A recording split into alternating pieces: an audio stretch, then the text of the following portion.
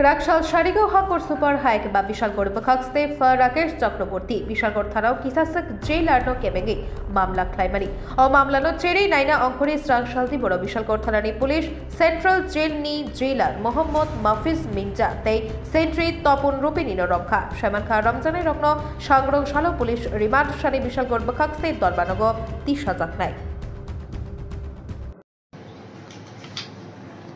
আমাদের এখানে গতকালকে একটা কেস ফেয়ার রেজিস্ট্রেশন হয়েছে। আমাদের কেএসটি কেন্দ্রীয় সংশোধনাগার থেকে একজন লাইফ কনভিক্ট এসকেপ করেছে।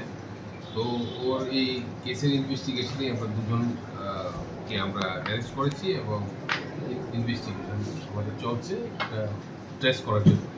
স্যার কি নাম তাদের? একজনের নাম মফিজ মিয়া, মোহাম্মদ মফিজ মিয়া, আর একজনের নাম হচ্ছে তপন রুপি।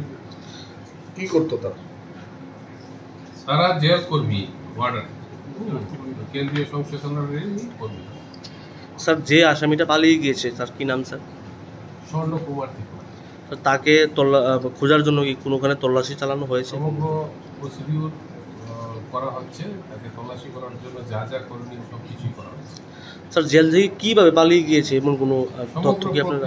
আমরা ইনভেস্টিগেশন করে দেখেছি। ইনভেস্টিগেশন করার জন্যই তো আমরা তাদেরকে অ্যারেস্ট করেছি এবং যাবতীয় যা ইনভেস্টিগেশনের ফর্মালিটি আছে সব কিছু করা হবে।